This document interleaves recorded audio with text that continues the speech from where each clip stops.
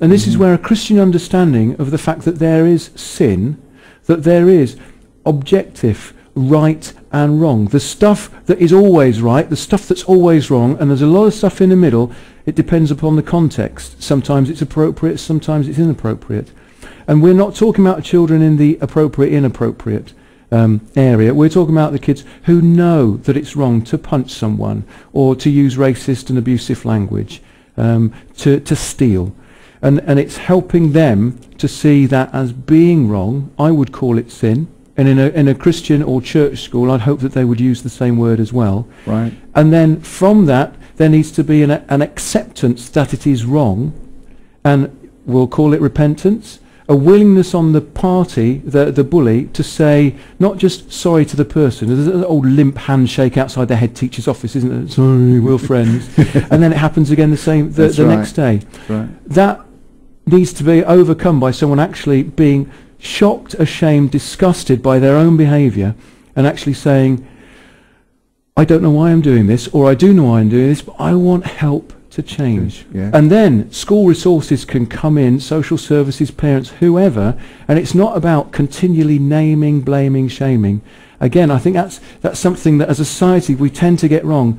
If we label a kid as a bully when they're 8, when they're 18, what are they? Still a bully. But if we see this as a child who has bullied other children, we can turn that around and help them to make friends.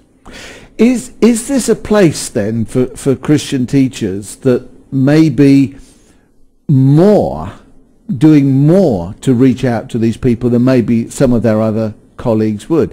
But one of the interesting things that you brought up there, in a secular situation, it's probably very difficult to call it sin, to call it repentance. And, how do you communicate the gospel, which is really what we're talking about, in a situation like that, without people, bloke's just getting religious on me? I mean, how do you get alongside that? Is it a question of building bridges? Is it a question of having confidence? How does that happen? What can a Christian teacher do as they perceive that this person is bullying? Yeah. What can they do to really get that message across in a very secular situation?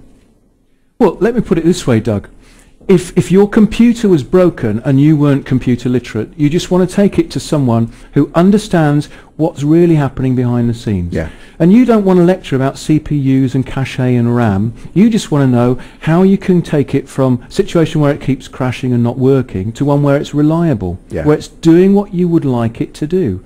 With human behaviour, Christians have the privilege of being able to take the back off the world, really, and look inside and see what God sees and say, we understand human beings because God has told us about what human beings are. Not a secular humanist view of things, but we can use the language as an IT expert wouldn't want to bamboozle you with techno babble. They'd just say, well, what I've done is I've put a new chip in, and if you press this button it should work fine. And as Christians, although we can see that it is a result of sinfulness and a need for repentance and reconciliation between the people, between a child and the school, not just a child and the person who's being bullied, they need to be accepted back into the school community. We can see those dimensions of relationships that other people who don't have a Christian faith might not be able to see.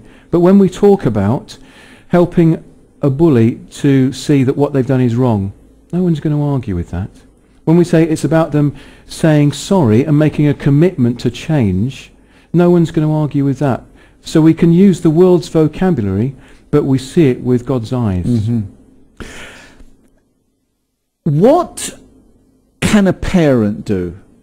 I think this is probably the most difficult situation, especially for younger children. Okay, I mean, one of the things I noticed I was governor in a primary school, and towards the end, of these 25 years, we were getting more and more problems on bullying than we'd ever had before.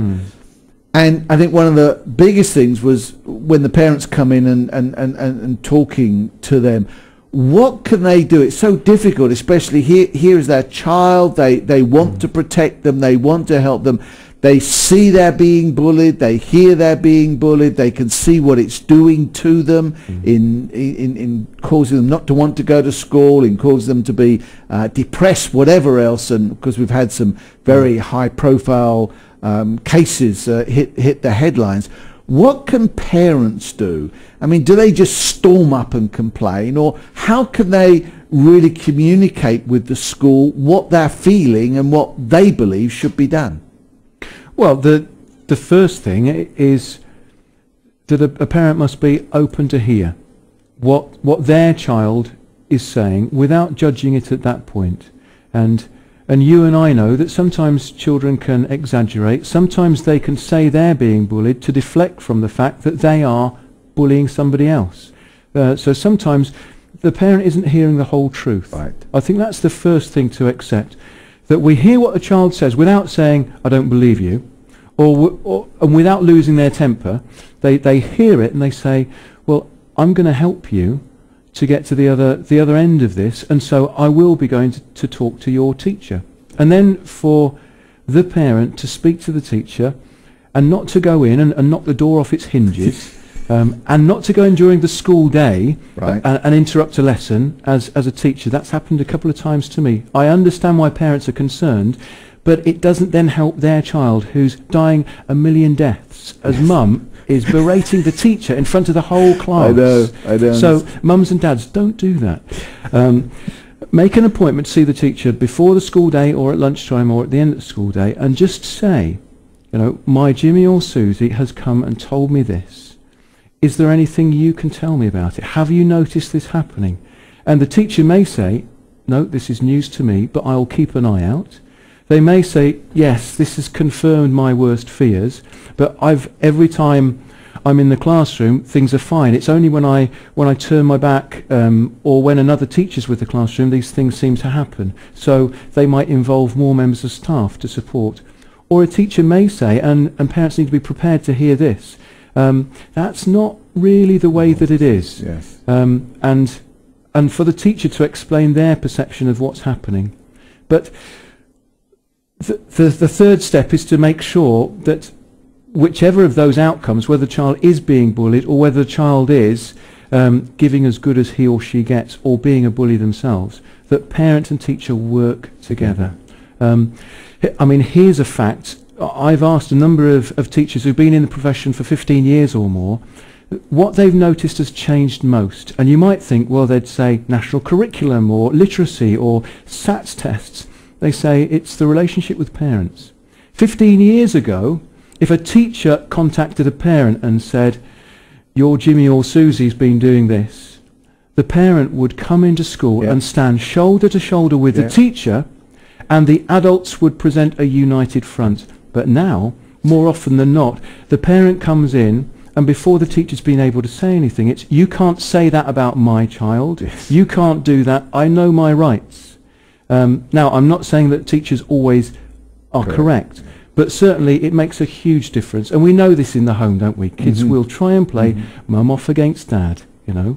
So mum says no, so they go and ask dad, who unwittingly says yes. And we want the parents, the adults, to work together to help the child. And when children realise that adults do speak to each other when they're not in the room, then they will be careful about what they say, because we want children to be able to share. But if they know that they can't play games with the adults by setting one off against the other, and that they're not going to get anywhere by telling lies, then we're going to start to help children. But step one is hear what the child says and listen without judging. Step two is follow that up with the teacher and ask for the teacher's perception. And three should be teacher and parent working together to think about what happens next. And if a child really is being bullied, you've got every right to expect the head teacher and the governing body to back up the children who are being bullied to make sure they're supported. Remember I said, number one, we support those who are bullied, and number two, we help the bully to change their action. But it has to be that way around. It's like crimes, victims of crime and criminals. We start by supporting victims of crime, but we do want, as a society, it's in our interest to turn criminals around.